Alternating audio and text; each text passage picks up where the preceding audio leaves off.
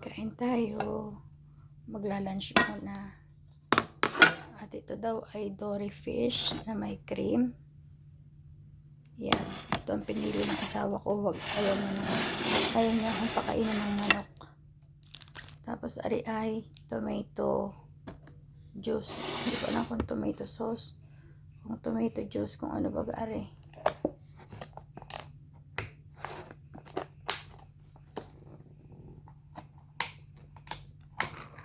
Awihin ko nga.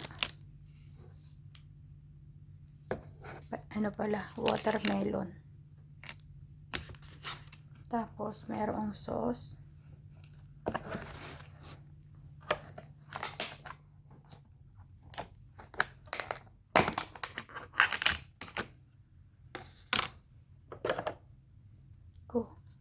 Ano kaya ari?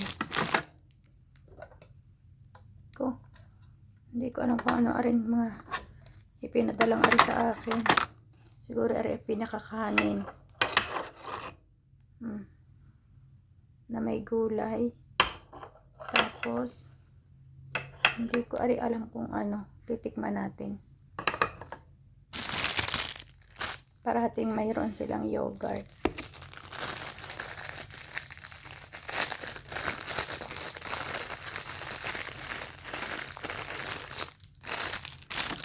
Tikman muna natin ang sauce nilang kanilang sabaw. Init. Pero masarap. Gulay aring giniling-giling.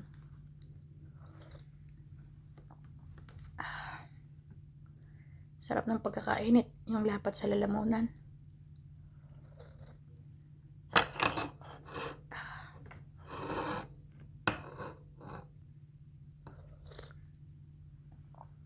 Tikman natin ito mga kaulam kung ano pag-ari parang talong.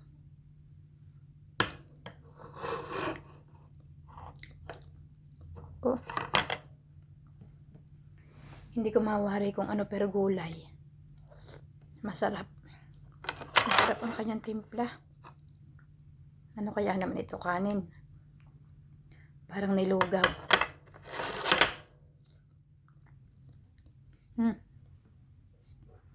Kanin na may gulay din giniling.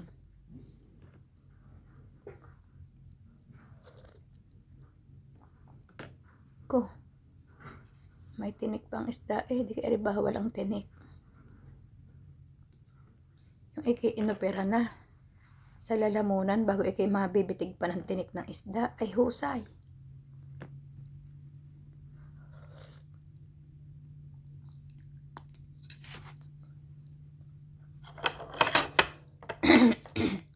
Ulamin natin arin dory fish. Dory daw ito. Ibig ito maybe.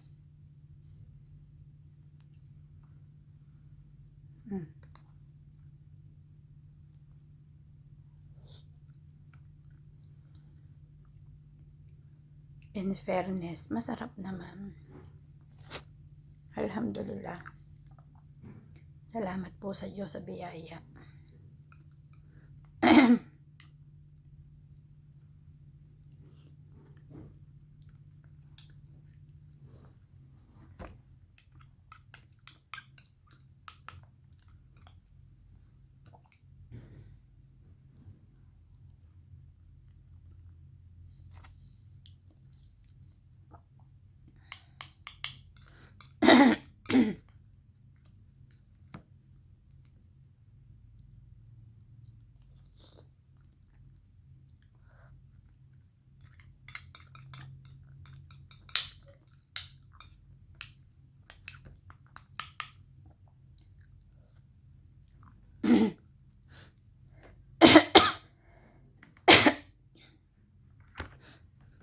May ubo talaga ako kahapon pa.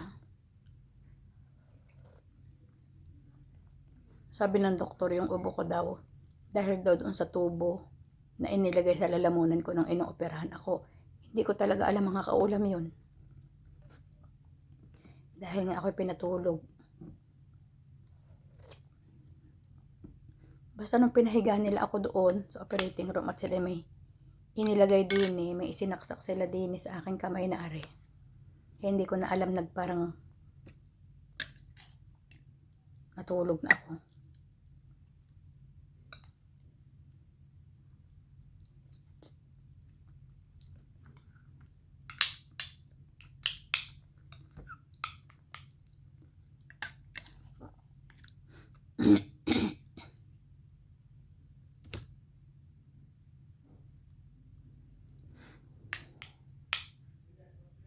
Hindi naman pala tinik, yung parang ano siya, spices ga.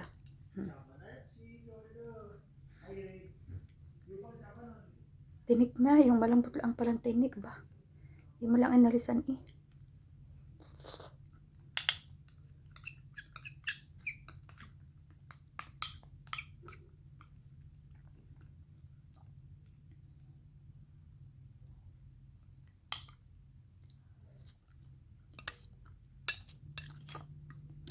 Malis ang aking asawa, sabi ko,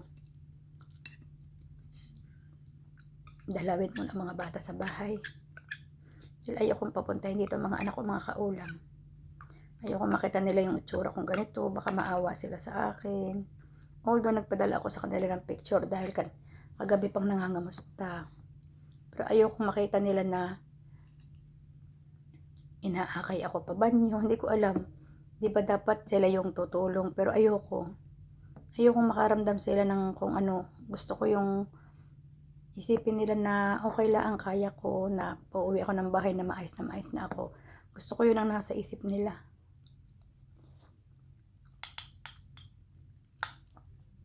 Ayoko mga anak ko na sobrang nag-aalala.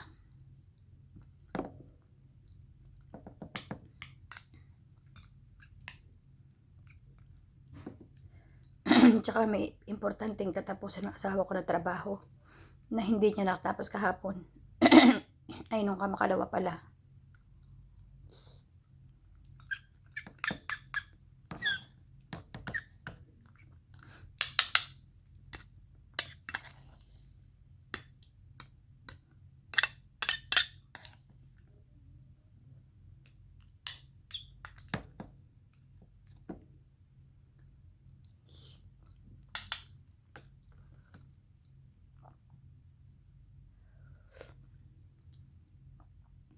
Nung bago ako dinala dito,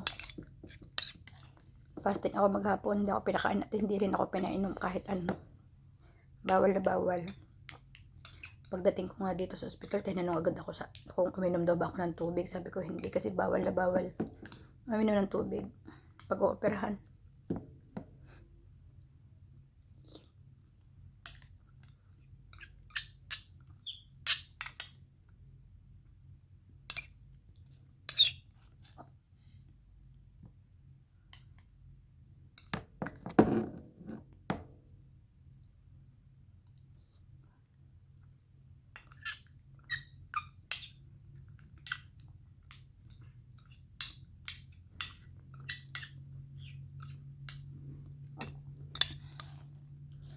Ay, salamat po sa Diyos at may gana na akong kumain kahapon talaga. Ay, kagabi talagang wala.